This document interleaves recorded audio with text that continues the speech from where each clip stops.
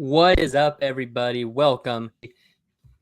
3-0 stand still. Alex Poeton Pereira gets the job done, knocking out Khalil Roundtree Jr. in the 4th round. God, man, this dude's special, ain't he? It's extremely special, dude. There was a moment in the 4th round where he literally looked like he was in the Matrix. It reminded me of Max Holloway, Calvin Cater, when he was just slipping every punch, landing at will. Man, that was absolutely ridiculous. Shout out to Khalil Roundtree as well. He did really well. I think we both kind of anticipated that he would have some moments in this fight, but he had more moments than anyone thought he would. Dropped Pereira at the end of the 2nd round, I believe, won the first 2, and then Alex Pereira just turned into an absolute demon out there. It was a sight to see. People were saying it reminded him of Anderson Silva when he would just make people look silly, and it really did look like that. What were your initial thoughts right after the fight, after seeing that greatness take place? I'll tell you in the moment, like that 4th round, that final like minute and a half, when Pereira was just stalking him and he was just like hitting him with jabs, everything like before, and he was about to get the finish. That was the first time I remember watching a UFC fight where I was like, bro, that's fucking scary. Like he was like the way he was just walking him down that final like 30 seconds to a minute. I was like, bro, what the fuck? That shit's not real. Bro, yeah, he looks like a movie character or something when he's in there, just like yeah. That's a great way to put it. It looks not real, and it was almost scary. That whole fight, dude. You felt like something could happen at any moment. That was one of the most exciting fights that I've watched in a long time. I was impressive, man. Utah, they always be getting really, really, really good main events over there. Yeah, I Ooh. mean, credit to Alex Pereira, man. He just like obviously he's his greatness. We talk about all that, but like he puts on a show every time he's in there. And I don't think there's been I mean, maybe a Volkanovski where the only time like a champion goes out and puts on a performance every single time. I mean, I don't know. I mean, you look at Izzy. Izzy had some wins. People came on here and said we're boring. No one's over here. Like you can't. All of his wins are fucking knockouts. Yeah, dude. I would say Volk is the closest one, but there were even some fights where they were just entertaining fights, but it's not like Volk freaking knocked him out like Pereira does every single time. It's it's something insane. Should we throw up this stat that you sent me right now, or is it too early, or is it a good time to get into that? No. So I mean, we come on here all the time and we talk about has Pereira done enough? Is he one of the greats? Is he one of the GOATs? And it's always a topic of discussion. And I think that I've kind of gone both ways on that debate. And then we saw the stat. We'll do a little blind resume here. We got one guy on the left, one guy on the right, 5 title wins left, 4 title wins right, 5 victories over champions on the left, 2 on the right. Debuted, and all that was 2012 to 2020, I want to say. And this is 2021, 2024. So let's show them who it is. Yeah, bro. Alex Pereira and Habib Nurmagomedov. Look at that. And like you said, the time that they've been in the UFC, Pereira's been in here for 3 years. Khabib had an 8-year run in the organization. And you look at what Pereira's done. Yeah, you could say he might have had the inside track because of Adesanya. You could say he hasn't had to fight many grapplers yet, but it doesn't matter, bro. When you go out there with the biggest stakes every time and you go knock people out in the way that he's done it, yeah, man, he is in the GOAT conversation. Not number one. You can't really make an argument against John Jones or anything like that, but he is top 10 in my opinion. Yeah, I mean, you can't argue with the facts, bro. Like I think every UFC fan at least has Khabib in their top 5. So you look at this, how can Pereira not be that? I mean, at some point, numbers don't lie, and you got to tell it like it is. He goes out there and he dominates. Same thing they say Khabib. He would just ground and pound you to hell. He would just suffocate you. Pereira does it his own way too. He's a striker. He fucking just knocks dudes out. Mm-hmm. Everyone, like, you gotta think, man, we came on here and we were both really big Jamal Hill guys. We were like, he's fucking a bigger Izzy, like he's super skilled, and he fucking Pereira just put his lights out. Like the guys he's beat, Adesanya, a fucking legend of the sport. Like these wins he has, man, and a lot of I give where I want to say lucky, but where Pereira wins look really good is a lot of guys he's beat have gotten like better after he's beat them, and that's even a testament to him. Like he made Sean Strickland look like that. Sean Strickland was the champion. Mm-hmm. Like it's just crazy. Dude. Yeah, it's kind of weird that people were still able to be all right after fighting him, because a lot of times when they fight someone that does that much damage, you would think you're never the same after fighting him, which I'm sure you're not, but I'm sure you also want to get a lot better on defense, getting out of the way of some of those strikes. Dude, I could hear Pereira coughing between every single round on the corner. It sounded like those coughs you have when you're really sick, when you're coughing some shit up. So, and then he ended up saying after the fight that he was on some antibiotics for some sickness. He had injuries coming into this. And dude, it does not matter. He goes out there on less than a 3-month notice or 3-month break from his last fight and does this. Dude, it's ridiculous, man. And the activity is just like nothing we've seen. Yeah, he definitely earned himself some time off. He's so active. Mm-hmm.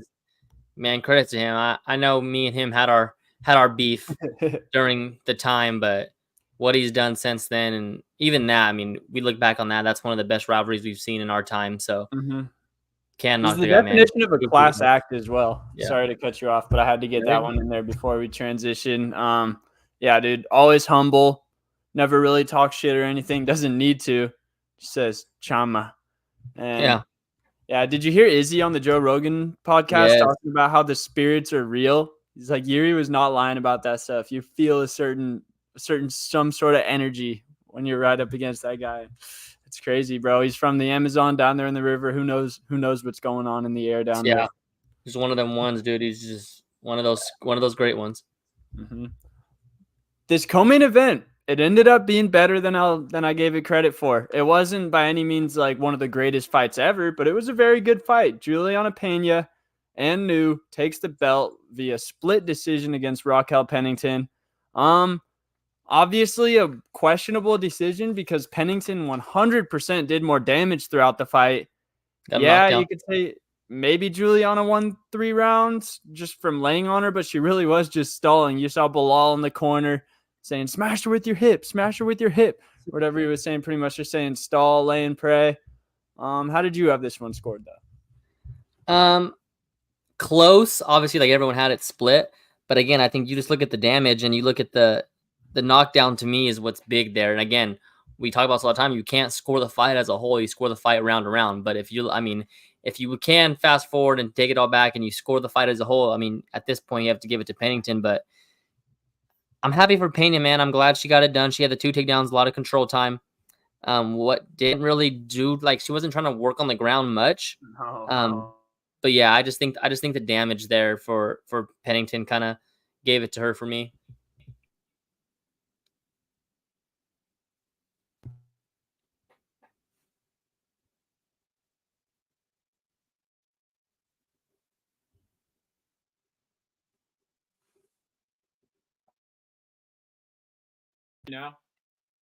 Yeah. My microphone was giving me some difficulties, so I'm gonna have to talk out of the laptop. But anyway, that combo that Pennington rattled off when she landed the head kick, and then it might have been a 1-2, and then that's what dropped Pena. I was like, God damn, bro, that was one of the most damaging combos you see in a girl fight that I can remember seeing in a while. So Pena goes out and I believe she called out Amanda Nunes right after, which everyone's just kind of confused about because it's kind of common knowledge that Kayla Harrison's getting the next title shot. Harrison didn't look as good as some people probably thought she would, but do you still think that she's the obvious choice for the next title shot? Yeah, I mean, it has to be. You don't, like we said prior to this week, you don't put it on that card, and you also just Kayla Harrison being who she is. She's ready for a title shot. That's a good Yeah. matchup, man. Pena and Harrison, good matchup. I'll be excited to see how the grappling goes too. Yeah, interesting to see how Dude, Vegas has so that one fight too for odds. speaking of judges again, the judges were honestly they were the only knock on UFC 307 in my opinion because I thought the fights themselves were very good for the most part. Obviously not every fight's going to be a banger. This one broke my heart when I heard the judges say Mario Batista won. You saw a lot of people hating on this man on Twitter right after the fight because I think in his last couple fights, he's really stalled his way to questionable decisions where his opponent does more damage, but he ends up getting the decision on the scorecards. It sucks because it's one of those moments where, yeah, he might have won 2 rounds, but you look at the fight and Jose Aldo won that fight, man. It just kind of goes back to we need a new criteria for MMA scoring. I don't really know what that is, but this fight and the co-main are both big adversary. They pose a big argument for that. How did Hey, you see this one? Mario Batista 0 for 10 on takedowns. So he literally wins from just holding him up against the cage and not being able to take him down? I mean, you look at it as a whole, man.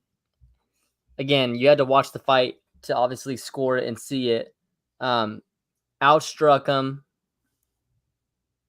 He outstruck him 90 to 65 total strikes. 51 to 49 on significant strikes for Aldo. 41-26 head strikes for Aldo. 6 to 12 body shots Batista.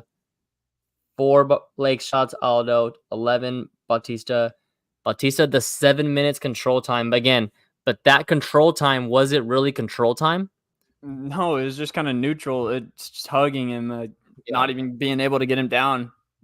God, dude, that was the one where it's like, those are the ones Jose fucking just finds a way to win. Does he have the greatest takedown defense of all time? Damn near, bro. I mean, I like to see how many people have stuffed as many takedowns as him.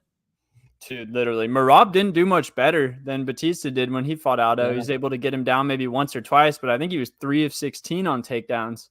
I know you want Suga and Aldo to fight, but I want Aldo to go teach Suga some takedown defense. Dude, honestly, that might serve them both better. I think Aldo Suga's kind of off the table at this point. Dude, it just sucks because if the judges read Jose Aldo's name, we're talking about him having a title eliminator right now, whether it's against Suga or against someone else.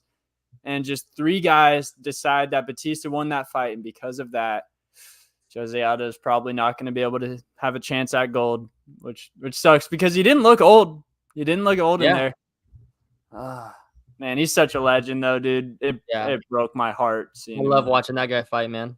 Yeah. Got to appreciate him while he's still here. Shouts to him for even coming back in the first place. I know. And then, so Caitlin Vieira, did anything stand out to you in this fight? Just kind of went as expected for the most part. Yeah, just Kayla's strength. You can tell, like, I don't want to say there's levels, but kind of the skill from the women's PFL to UFC, like she's kind of like there's a skill difference, and I'm not saying Kayla's not skilled, but you can tell like at the end of the day, these UFC, even the women's, they're pros and they're real pros, and it's different level here just as far as skill wise. Yeah. If Amanda was still in the game, I've heard that injuries were one of the big reasons she retired, but I think Amanda would be a pretty decent favorite if her and Kayla were both in their primes. Yeah. Dude, another heartbreaker for me on the first fight or the main event of the prelims. Joaquin Buckley with a knockout against Stephen Wonderboy Thompson. Man, Thompson fought such a good fight too up until the knockout. I think Buckley he had landed less than 20 strikes the whole fight. He had landed a couple of pretty good shots because he was just kind of running in with those winging punches. And he had a nice little fake. I saw him fake the left hand, and you see Wonderboy react to it, leans off the other way, and then Buckley just comes around with that right hand and lands it square on his face. It's like he threw it as a hook, but the way Thompson moved his head, it just right in the front of his face, man. You just saw him drop, and you knew it was over. But I believe at that point, Steven was up 20-18 on pretty much everyone's scorecards, and he was looking like he was going to get a very impressive win over Joaquin Buckley. But it's also why this is the greatest sport in the world, because stuff like that could just happen at any time. Yeah. But Buckley definitely proved himself as a ranked welterweight, as a top 10 guy, most likely. Is there a name that you have for him next? A lot of options at welterweight. Yeah. I think if you just matchmaking is a little more your expertise, but if you just give me any name, yeah.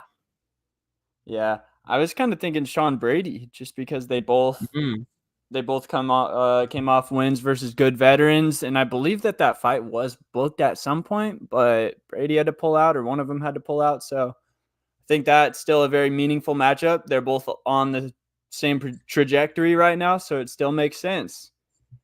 And for Wonder Boy, what does Wonder Boy do? I mean, we can't run it back with Kevin Holland. I don't think Kevin Holland wants to go down to 170, but if he does, I don't think anyone's mad at that. You could throw that on a headliner of any city fight night. Who cares about the stakes? Just go out there. As long as Holland makes the agreement to not grapple again, everyone's down for that fight. Yeah, for sure. Man, my heart really got broken on Saturday's card. Freaking Kevin Holland had his rib pop out against Roman Dolidze. But up until that moment, I was thinking you and I called that one so perfectly. Yeah. Holland looked better on the feet, but Dolidze got him down like we thought he would, and then he was kind of just controlling it. Holland was starting to throw up submissions, and I think it was when he was throwing up a submission, kind of twisting around, that's when his rib popped out. At least that's what it looked like. Yeah. I kind of just like we said, it's just bigger, and he does a lot of work from the ground, but when you're just smaller and waste a lot of energy, it wasn't going to go very well. Yeah, and guys like Dolidze are the reason Holland moved down to welterweight in the first place. Yeah, it is a bad matchup, especially if you're you're a guy going up is fighting a guy coming down. And just the way that both of them win and lose fights. Yeah, it was a matchup made in hell for Kevin Holland. Yeah. Your girl Yasmin Lucindo with a nice win. And then Ryan Spawn catch the under for her. Yup. That was a good one. Any other notables from this fight? Court McGee looked good on the early fights. Glad we got Carla Esparza out of there. Yeah, Cookie Monster. Dude. Great. Seems like a lot better person than she is a fighter. Yeah. A lot better person than she is a fighter. So enjoy retirement, Carla. You deserve it.